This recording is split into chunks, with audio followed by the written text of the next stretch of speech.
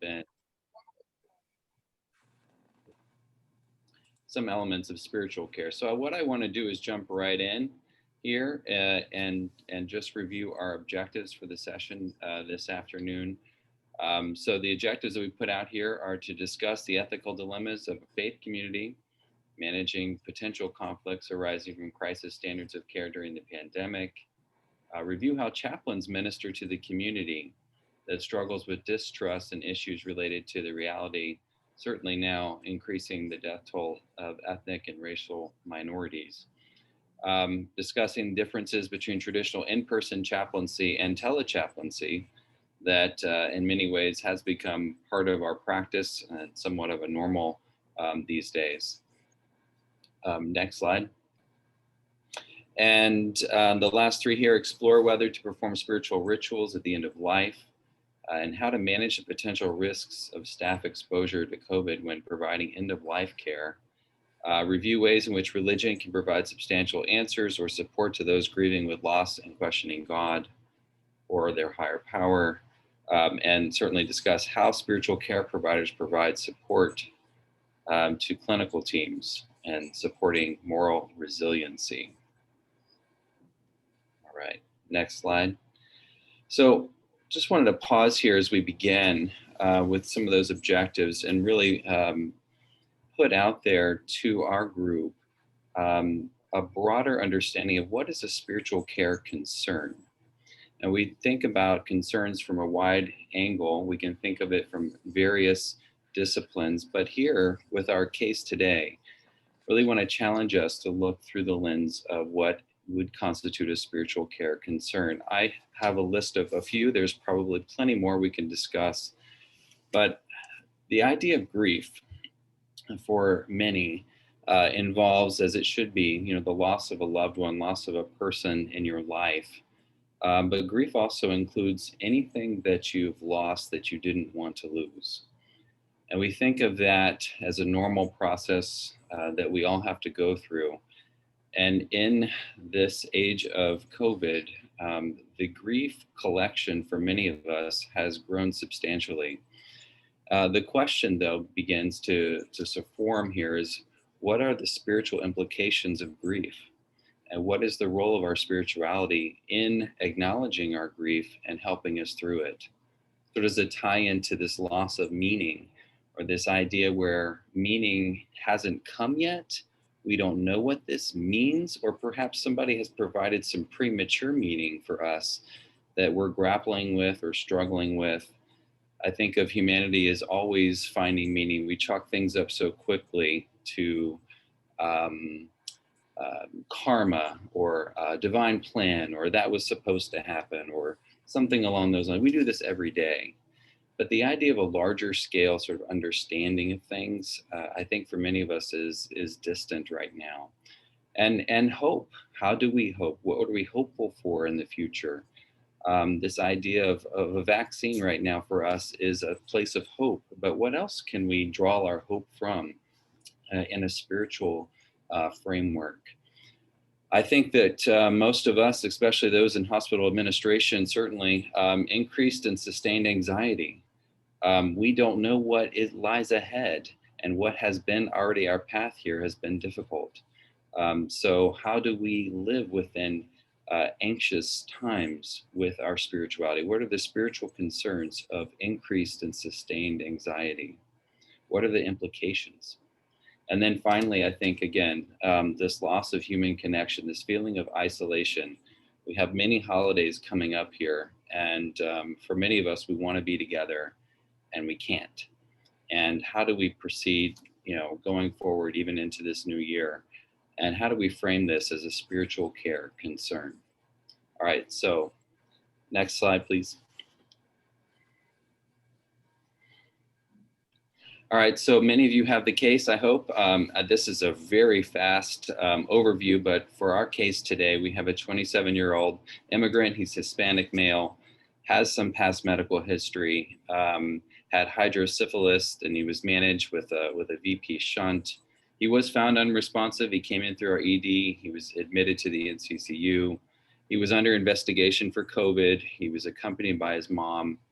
And then after they did some monitoring, they gave him, or I guess him and his mom, a very grim prognosis. His stepfather was able to visit despite some of our restrictions, but his brother was not. And his brother actually stayed in the car, I think in the Orleans garage, because he just couldn't have any more visitors. The chaplain was called early in this case, offered some support at the end of life, and then for the family afterwards, and then also the staff. And next slide. And so I'm happy to introduce our panel. Again, we really want to keep, although this case may seem somewhat straightforward, there's lots of implications back to our objectives here. And I really want to challenge us today to think about what are the spiritual care implications, concerns, and some of the frameworks that we utilize going forward for this case. And I think our panel here is really set up well to address some of these. So Father Patrick Basil, our Catholic priest here at Johns Hopkins Hospital, is joining us. Reverend Matt Norvell, who many of you know is on our ethics committee, pediatric chaplain and clinical manager of our department here at Johns Hopkins Hospital. Reverend John Panola, also on our ethics committee, chaplain and family advocate coordinator here at Johns Hopkins, and Miss Obi Okoye, who is a neurosciences nurse here at Johns Hopkins Hospital. So welcome to our panel, and I will pass it over now to John, who's going to lead us off. I would like to start with a prayer. This is called as a prayer for the despair. I have been rejected and despised. I am hurting and destroyed by the pain. I am angry with others and with you, O God, for there is no comfort, none anywhere. I call your name and you are absent. I wonder why you let me suffer so. My cries echo into the universe and ring in my ears. And I am weary of those tastes of my tears. Hear my plea, O God of love. Let me not be destroyed by this agony on the brink of death. I am like a broken reed, fragile and crushed. Hear my plea, O God of love. Let me not be destroyed. I think this prayer depicts the agony of the mother that is stated in this case. And as she sailed through these feelings of grief, loneliness, frustration, and being abandoned, I think that was the sense of grief that she was dealing with. And during this pandemic, over last 9 months, the chaplains has experienced more or similarly these kind of situations, or even worst case scenarios, especially dealing with the racial ethnic minorities, and to understand their struggles and how the socioeconomic political structures has pushed them to the corners and being at the margins. And there is no need to go into details to talk about those socioeconomic political realities, but how those structures kind of put them at disadvantage, especially when it comes to healthcare. The prominent question what they were raising with the chaplains is that, especially with the immigrants, the question that I heard is that, why did we leave everything behind, my people, my home, and my community, and where did I end up here? And with racial minorities, the question is that, God, how long you will keep us in this state of being crushed, and how long we will be cornered, whether our concerns be heard. And sometimes many families kind of stated that God has turned his back on us, God has abandoned us. And this is the anguish and the despair that we deal with on our daily basis.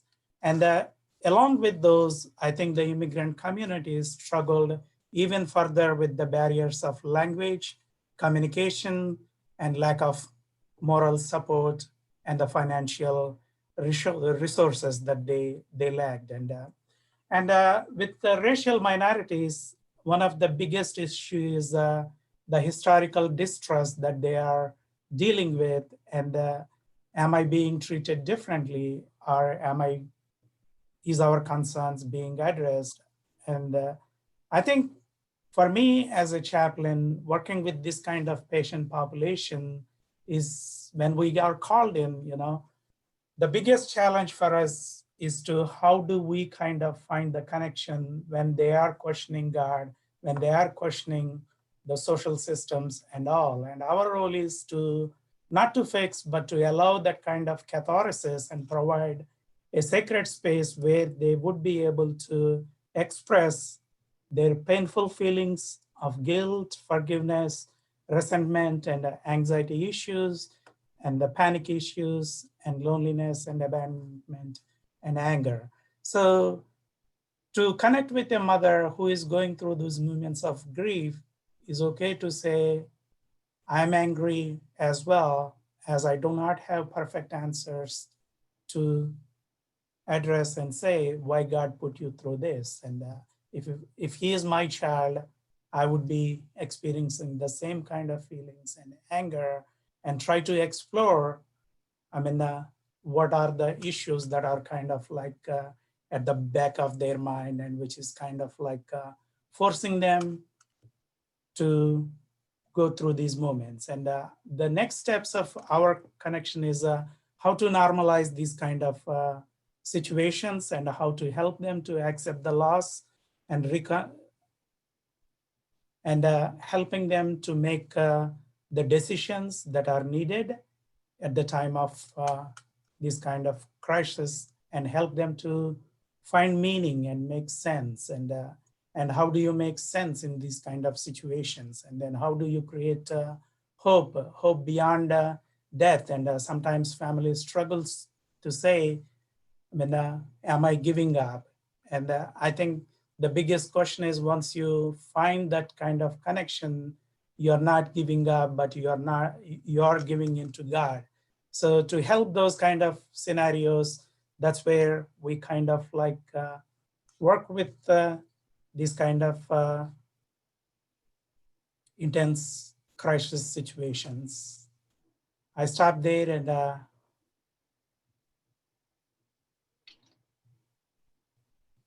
Thank you, John. Appreciate it. I think next up in our order here is Father Patrick. Thank you, Ty. First, just a big thank you to Johns Hopkins Hospital for its openness to Catholic priests visiting patients during the pandemic. When even other Catholic hospitals really limited clergy encounters person to person, Johns Hopkins and even allowed me to have a little team of priests to make sure that we saw the patients requesting, especially end of life care. So thank you so much. We are deeply grateful. I wander when I talk, so I wrote it down. Right. On November 25th, 2014, Pope Francis spoke to the European Parliament regarding what he calls transcendent human dignity. And here's what he said. Said, above all, it means regarding human beings, not as absolutes, but as beings in relation. In my view, one of the most common diseases in Europe today is the loneliness, typical of those who have no connection with others. This is especially true of the elderly, who are often abandoned to their fate, and also in the young, who lack clear points of reference and opportunities for the future. It's also seen in the many poor who dwell in our cities, and in the disorientation of immigrants who came here seeking a better future. That's the end of his quote. I'll keep going. Human beings are created to be in relationship with self, others, and God. That's why we're created. And these relationships are graced with what the Catholic faith celebrates in the 7 sacraments. Sacraments are visible and tangible ways that God communicates infinite mystery to us. And not just symbols, but God's actual presence in the here and now. And in the context of pandemic, I'd like to focus on the sacrament most often requested at the end of life, which is the sacrament of anointing of the sick, or what is also called last rites. So the idea of last rites, of some kind of prayer ritual for those who are dying, is not exclusively Catholic. It's not unusual to get requests from people from other faiths for some sort of last rites prayer as their loved one dies. But the challenge is this sacrament requires nearness, intimacy, and human touch. It goes to the heart of our humanity, what Pope Francis describes as beings in relation. So care during the COVID pandemic goes beyond the physical well-being of the patient and speaks to being united with the eternal nature of God. And I've learned that Johns Hopkins is blessed with so many gifted minds, gifted hands and hearts. However, our human efforts and endeavors, however brilliant they are limited. But God is limitless. Marginalized communities are disproportionately affected by this pandemic. So may I please draw your attention to the Catholic social teaching of the principle of preferential option for the poor. Those marginalized by the culture, who feel alone or unwanted by the larger society, may now experience a magnification of being on the periphery. So to touch in prayer, not just one's physical body, but one's deep woundedness and brokenness, even sinfulness. We also touch the desire for transcendent human dignity. Being with people while they die. We help them journey to a place with no more sickness, no more financial trouble, no more anxiety or uncertainty, no more broken relationships, a place of radical acceptance. And my position is that not permitting chaplains to physically be present to patients, especially at the end of life, is spiritual negligence. It's a sin of omission, does violence to the human soul.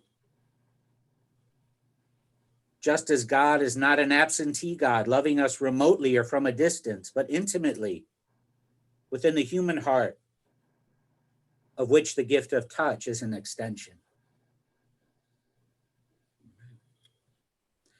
Amen.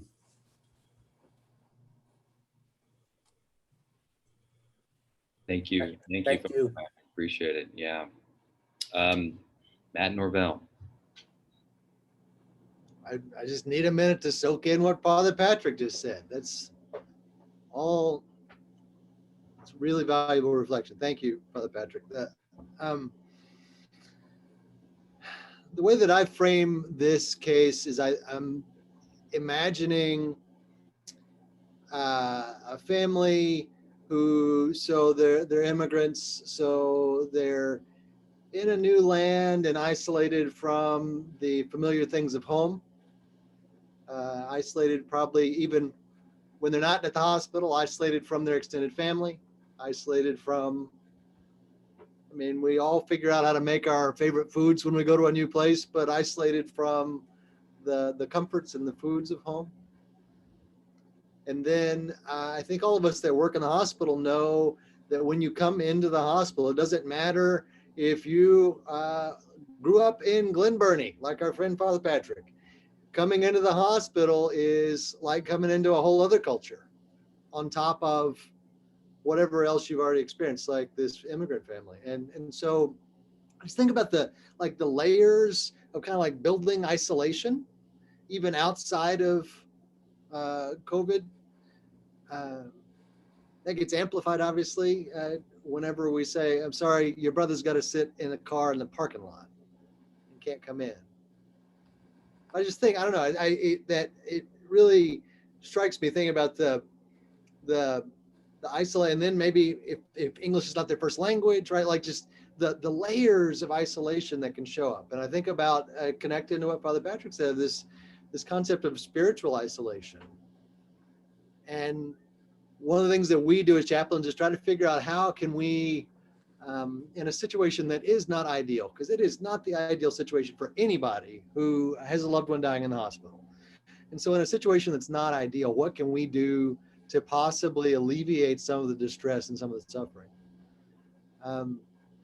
A year ago, we would go sit down at the bedside and grab that person's hand and lean in close and say a prayer with them. And now that's not our practice all the time. There's a lot more precautions.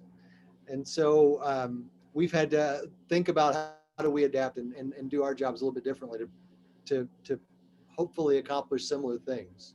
One of the things that we did early on is we had to adapt to be able to provide telechaplaincy. You remember back when, at least for us, when there were the crisis of PPE, and we've got to save every glove and every gown possible. And so we started trying to figure out how can we triage and say, well, if this person doesn't, like Father Patrick was talking about, they don't need like the physical touch and anointing, like can we possibly provide something that's going to be a connection, but maybe not the same thing? And so we figured out how to do telechaplaincy. We've had varying levels of success with it. There's some situations that we've figured out we can just adapt to that, and that helps a lot. It helps us to keep our reach out there, even as things continue to be harder than they were and harder than we want them to be. So that's one of the things that we've figured out. And then we've figured out gratefully, again, with the encouragement of the hospital, how can we be present with people whenever they need people to be present with them? And so it's encouraged us to kind of reflect on possible practice changes as we provide ministry directly to patients. The other thing that I think about a lot is the sort of those similar layers of isolation that staff members are experiencing. I think about, and we're going to hear from Obi, and she's going to say this much more eloquently than I will. That's why I asked to go before her. But just the layers of isolation that happen for our staff in the current situation, where you used to be able to just sit and hang out with a nurse in the nurse's station, or you used to be able just to walk down and sit and have lunch with somebody, like that's gone, and that's provided this extra layer of isolation. Think about the patient care and the satisfaction that people, it's why a lot of people come into healthcare, is the satisfaction of being able to directly care for other folks, and how that's been interrupted. It's not gone, but it's different, and people having to adjust. And as Ty said at the beginning, that grief shows up when we lose anything we didn't want to give up, right? And we had so much taken from us. And so the grief that kind of comes along with having to do your job in a different way, and it stinks. And there's been a lot of adjustment to that. And there's a lot of distress, both kind of regular distress, moral distress that's shown up. And we've had to work to think about how do we provide support to staff through this, again, in a different way. And how do we help to sustain people's moral resilience? If you've not seen it, Dr. Cinda Rushton has a book that she published, I believe it's in the last year, maybe a year and a half ago, on moral resilience. And how do we, as opposed to paying attention only to the things that are hurt and wrong, how do we pay attention and strengthen the things that are going well? And she's much more eloquent on that than I am. But that's, as I try to frame, like, what are the interventions that chaplains would normally have done a year ago, and that is now our regular practice, those kind of trying to break through the suffering that shows up with isolation, both for the patient and their family and for staff. That's the way that I'm going to frame it.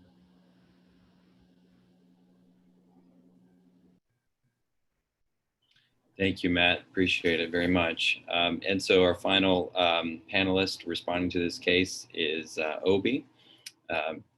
Take it from here, Obi. I think you're still muted.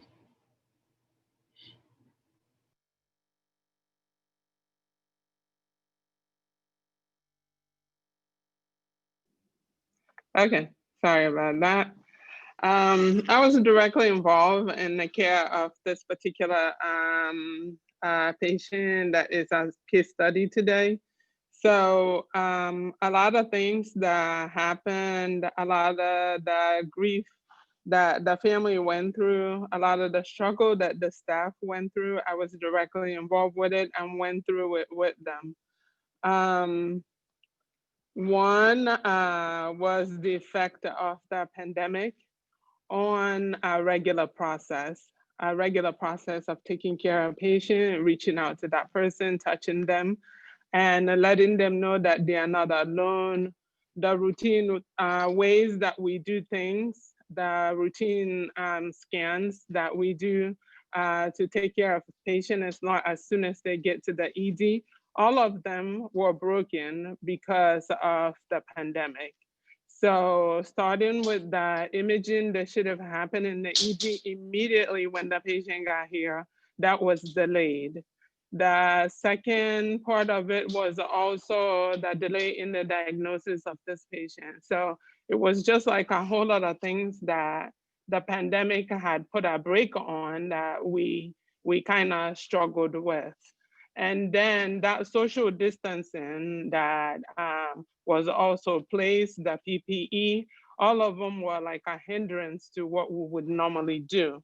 So just looking at just like the regular patient care and all that and the patient-nurse relationship, it took away the small talks, the regular verbal communications that would happen, the nonverbal cues that we would pick up from patient, all of that was taken away.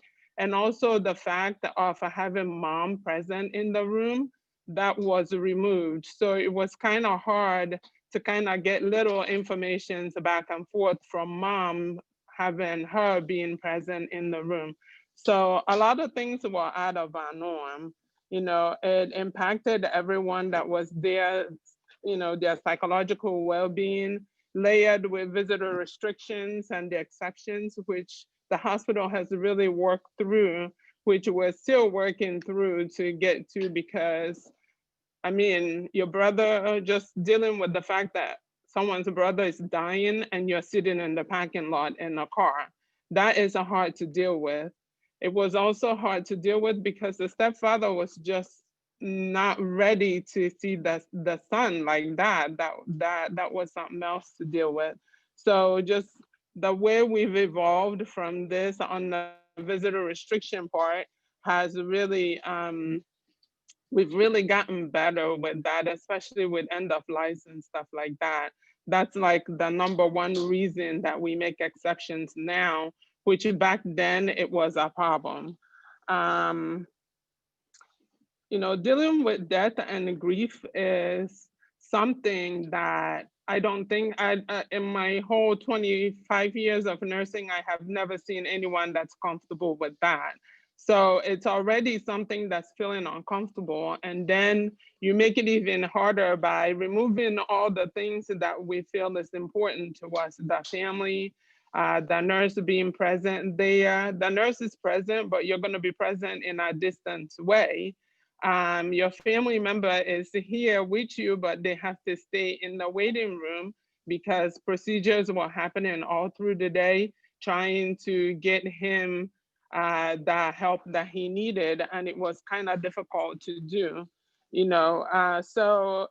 Just watching in general with this pandemic, watching family members either over Zoom or just present in the room pour their hearts out over someone that's dying, trying to say stuff that they had always wanted to say but didn't have the time to say it, or they would prefer to say it in front of that person. Just watching them struggle with that, it's kind of hard to stand at the sideline and hear someone pour their hearts out without you really feeling for them or crying with them. Or, you know, in this situation, I was crying with the mom, but it was a harder in the sense that all the normal things that I do as a nurse and all the normal things that make me, Obi, as a person feel better, which is someone holding me, hugging me, and consoling me, I couldn't do that. I had to do that from a 6 feet distance. It was very difficult. I struggled with that. It felt like I didn't do my job at all. And I'm sure looking at the pandemic and the way things have happened, Mom probably, I don't know if she felt like we did what we should have done. We definitely did what we should have done for her son, but did we emotionally give her the support that she needed? She may have felt like we did that, but it didn't feel like we did that. Because I know when I do something, okay, I did this correctly and it felt right because you know you did it right. But when you did it the best you can, but you didn't get that I feel right feeling, that is taken away. And that was taken away by the pandemic.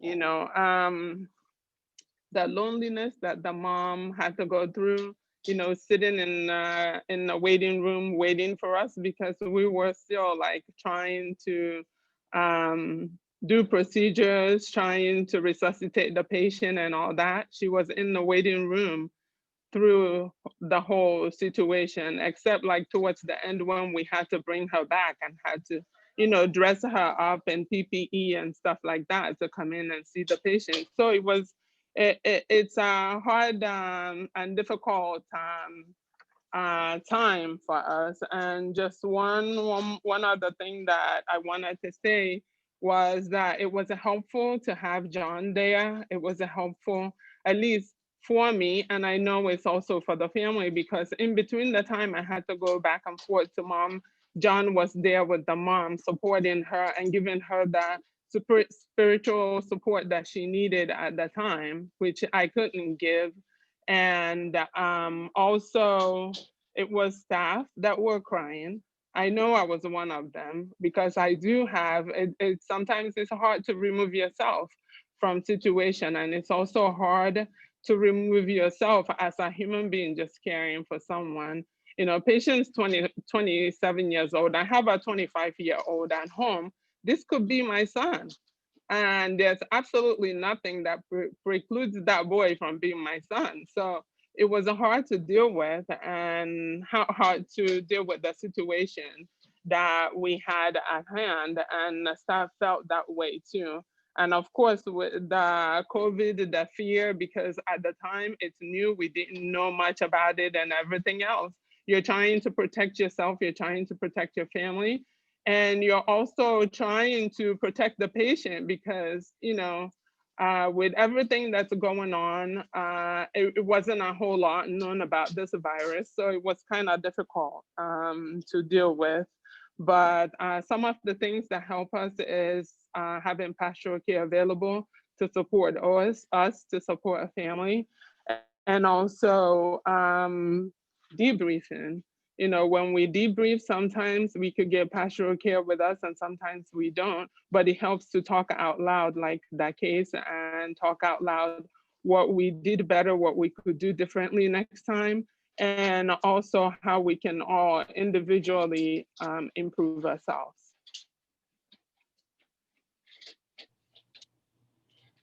Thank you so much, Obi. I appreciate your words and appreciate the words of our panel. Before we transition to Q&A, I don't think it was mentioned early on, but Suzanne did put in the chat for the CME credit. So if you're able to use that text code, I think that's available to everyone, as well as the Q&A button there at the bottom. So if you have questions, I know there's been one or two already below, to use that function as a way to help guide our questions and our responses here as a panel. I did want to lead off here and then we'll get into, I think there's one there waiting in the docket, but the story of struggle with our team, with our employees going through all this alongside watching other people suffer has been a story of our department for sure, where we typically will visit more patients than we will visit with staff. What we saw throughout this year was a real reversal of that order, where we're visiting more with our staff members than we would maybe even for a monthly tally of our patient encounters.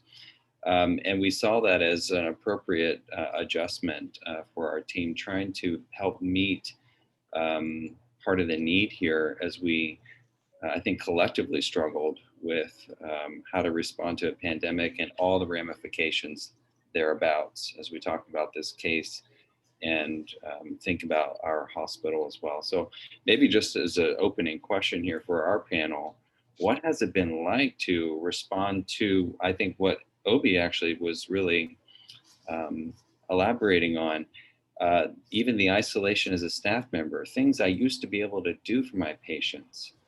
What kinds of things as chaplains have maybe between John, Matt, and Patrick, have you all noticed and responded to differently this year in your role, providing spiritual care to employees?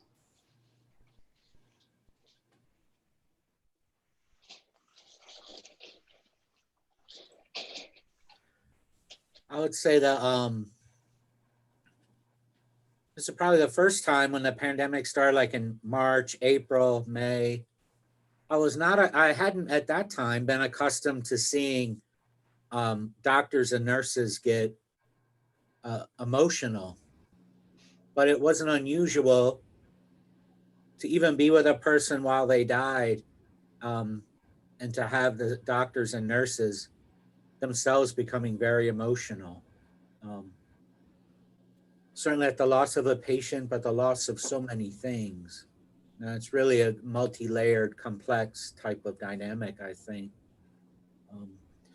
But also one thing I noticed was when I would pray with a patient, it wasn't unusual to have the whole care team in there praying as well, as best as we could, to have doctors or nurses praying for that person as they leave this life.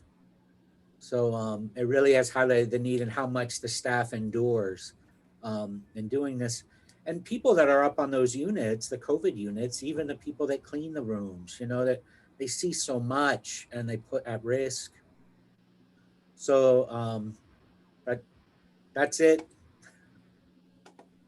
Yeah, I was looking, Tom, actually, Ty, in the chat, a person named Tom had kind of a similar question. How do you support staff in this pandemic? How can you help them articulate their moral injury while also recognizing their moral resiliency? The thing that pops into my mind about how it's the practice has been different for me, Tom, is that like it's not accidental. I used to be able just to trust, oh, you're going to run into people. You walk around a unit and you'll just see people. And we still have the opportunity to walk around a unit, but it's just the our patterns of gathering are different. Patterns of conversation are different. It takes more intention to talk through, a N95 and a mask and a shield, right? Like it takes more effort. And so I think about, I have been paying attention to trying to be more intentional whenever I get a chance to talk with somebody, and to think about, and I think about part of my role is to help folks articulate what is the, you've just got this hard feeling. What's the hardness? And then another thing that I have started doing here last year is being able to ask, invite people to reflect on what actually is going well. I wrote down what you said, Obi, because I thought that was a really important statement. As a nurse, it's hard to get the same I did it right feeling, right? Because so much of the practice has changed. And we also know that we all are still doing things successfully. Like we're still helping people, and we're still helping people recover. We're still helping people get, surgery. And so part of what I do is to try and, certainly I want to help people name what it is that's hard, because sometimes giving something a name gives you a little bit of, gives you a little bit of strength with it. But then on the other side of it is being able to invite people to pause and recognize that we are all, from every corner, we are all doing good work still. it's different and it's hard in a different way, but we're still getting a chance to do good work.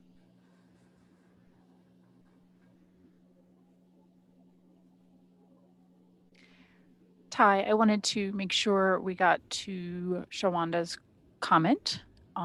She says that Native Americans and African Americans who have been here for years continue to experience isolation, mistrust, and second-class service from medical institutions.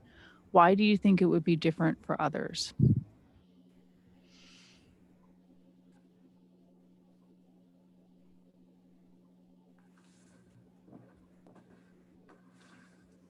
Yeah, let me go for it, and let me try to answer that. I'm an immigrant. You know, the moment I walk into the room with this jacket and all, and the patient will say, hey, doc. And I say, I'm not a doctor, I'm a chaplain. And then at the end of the evening, I leave this jacket and drive to Fellas Point and then walk on the street. And this girl comes and says, hey, I know you. You own that 7-Eleven. Oh, no, I saw you at the Dunkin' Donuts. And then I say, no, I'm not. Oh, you were my Uber driver.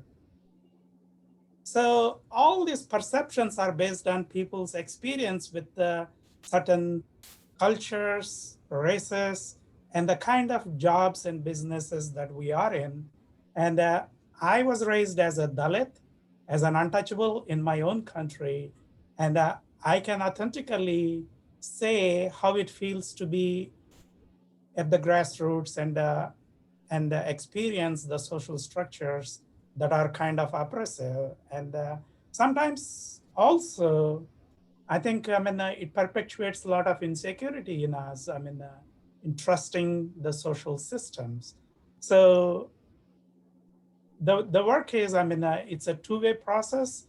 Sometimes we need to have to develop the trust to think that the healthcare systems function with the integrity and do the things that are needed without any kind of discrimination. But when that discrimination kind of is right on your face, I think we as the pastoral care teams are there to name those and able to table those concerns, not in a confrontational way, in a way that kind of like this vulnerable population's voice is tabled and being heard. In this case, the mother was kind of dwelling on the same kind of issues. Would my son be other race? This time lapse wouldn't be there. I think those conversations occurred, and we were able to say and be transparent and to name our own helpless situations given the pandemic, how the time frames and the safe transportation and doing the prognostications through MRI and others, which has caused the delay. I think that helped the family to understand. I hope I answered your question.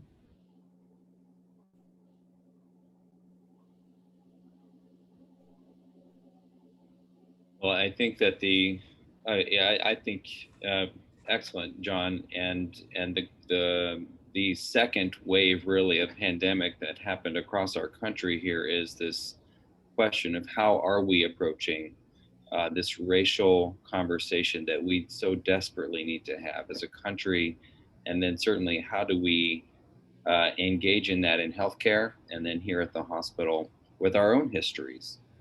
As we've seen, even emerging more recently. So I think that there is a whole array of conversations we have yet to have. And I think that part of the approach, though, for us as healthcare providers is to be able to pause a little longer and to take in a wider angle for each family. And that's hard to do. Certainly we are stressed, we are working hard. And many of us, I would assume many of us have no intention of hurting anyone. And yet we are unintentionally hurting people all the time. And I think the moment we can acknowledge that is the moment we can engage in an easier, although still hard, easier conversation about race and how it impacts what we do and how we think and how we perceive others. These are lived, real experiences for many people. And as much as we want to wish it away, it's much better to engage it. And that is a hard thing to do, but it's time now to do it. I completely agree. The talk about race and race relations has been a national problem. It is a Hopkins problem, and Hopkins have a history with such behavior. Everyone individually just have to reach out in their soul and in their mind and make the change that they need to change. It may not feel comfortable. Change is never comfortable, but it's something that we all individually should be striving and working on to change the way we think or the way that we grew up thinking. It should change. Talking from a place of someone coming to this country, you come in a culture where you have to start everything afresh. So in actuality, the day you come to America would be the first day in kindergarten. And you're learning, everything is different. The way words are pronounced are different. The way people say a particular word is different, and then layered with now being in the hospital, having issues and all that.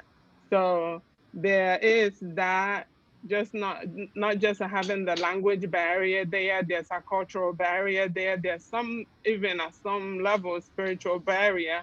It could be that in your home country, this is the way we say the prayer, and it's different here. So it's a learning process. But as we learn and deal with the racial issues around the country and around us also, it's kind of hard to look at the numbers of COVID and think that things are changing. It's not changing because of the rate that African Americans and some Hispanics are dying compared to other races. So it's hard.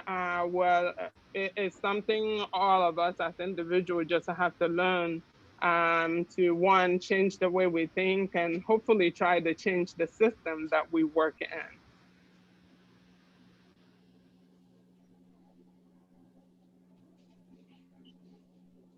So I know we could have another ethics for lunch, I think, and we can really do that.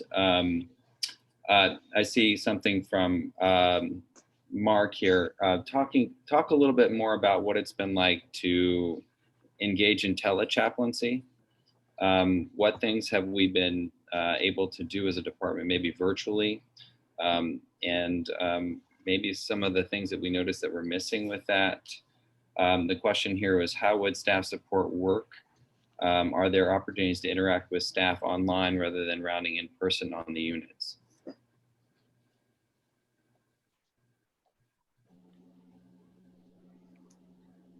Well, I can speak to a little bit of experience with at least that last question about staff support. So I'm also involved with the leadership for the RISE team for the hospital. And one of the things that I've heard both from the experience with our RISE team and our experience with chaplains is the value of us showing up in person. And this is especially, we hear this especially for staff. A lot of the, the COVID units have been, for a while, they just said, you just don't come in here unless you absolutely have to. And then as we've moved along and developed, there's been more opportunity for us to go in and out. And we've heard a lot, especially since, I'm gonna guess and say like August, we've heard so much feedback about the value of us being present. Before, we didn't do much telework with staff. What we would do is we would hang out in like the units, the rooms outside of the units where people were coming to take breaks. And that was pretty valuable. But it also turns out that people were coming to take a break and they needed to like eat and go use the bathroom and stuff. And so they didn't want to engage extra conversation as much. And so we found that the telephone interventions that I have had with staff that have been successful have been around like a particular patient and being able to call in and speak to that particular like bedside nurse or physician. And the challenge is you don't run into the other folks who are present on the unit, all of the variety of support staff to be able to look them in the eye and ask how they're doing. And so that's a real challenge. I am, as in my personal background, I am a Baptist. And so I'm really low on rituals. And so I'm going to turn to Father Patrick and ask him, our Lutheran friend, John, about rituals via telechaplaincy. I am anti-telechaplaincy. Absolute. It has its benefits to engage somebody maybe in conversation for the protection of the patient, would be the main concern from my perspective. But our sacramental life, our ritual life requires intimacy, physical closeness. Just as Jesus was physically close to the people, and not only that, but was touching them and healing. I would say rituals, the Catholic sacramental, you can't do it over the over the video. Because God isn't remote. God is near, in the human heart. So those things are very, very important. So I would, and I appreciate being able to do that here. Being able to offer that to people and to staff.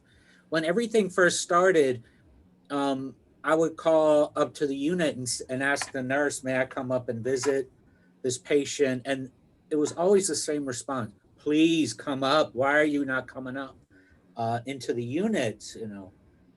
So I would say I am a strong opponent of telechaplaincy. It can't be done for sacramental care. I'm a Lutheran. I have to oppose my Catholic brother there.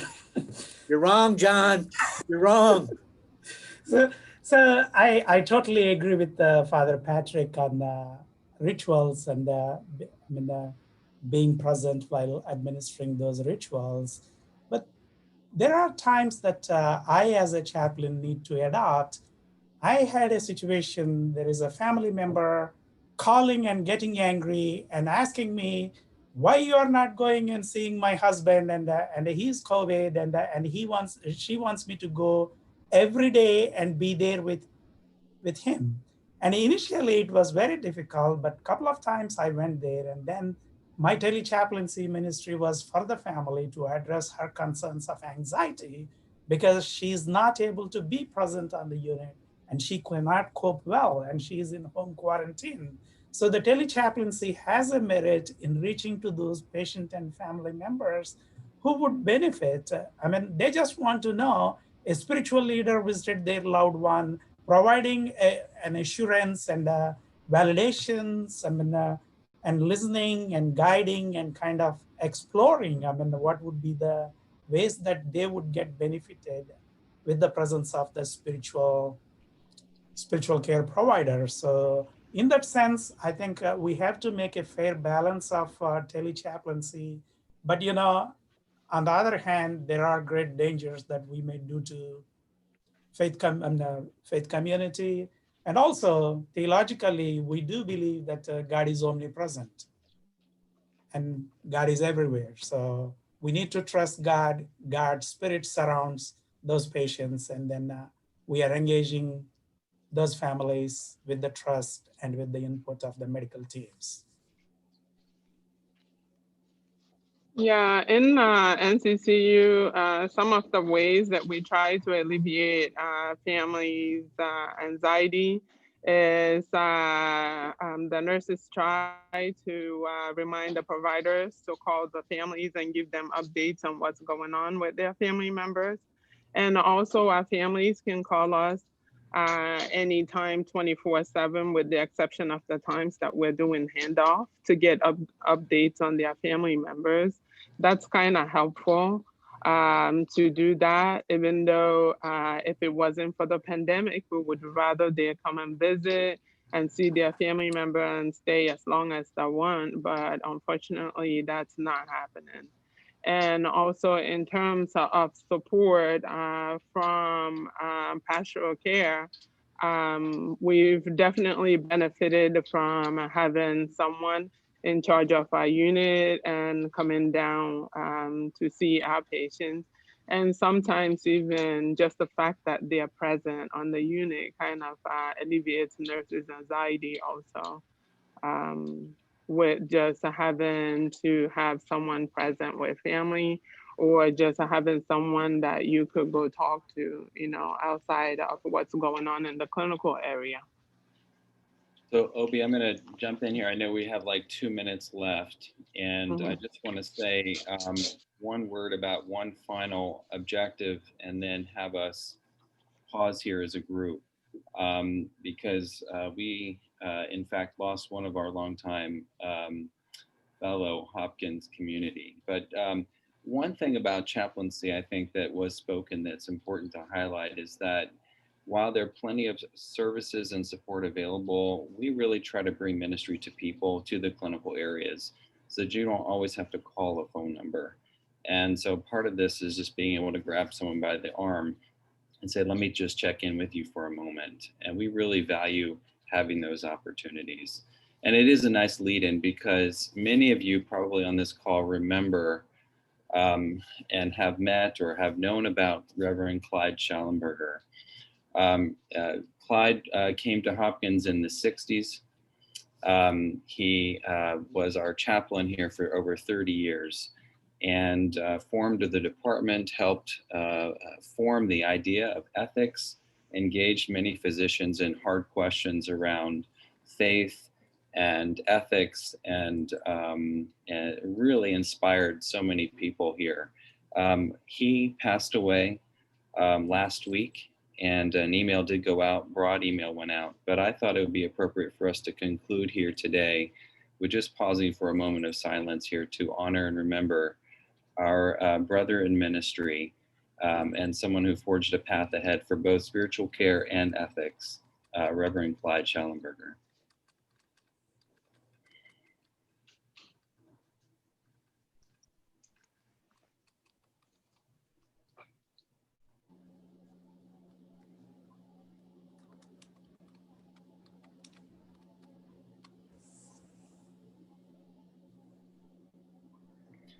Well, thank you all very much for joining us. Appreciate the opportunity to be here and wish you all a safe and happy holiday, however you celebrate. Thank you. Thank you.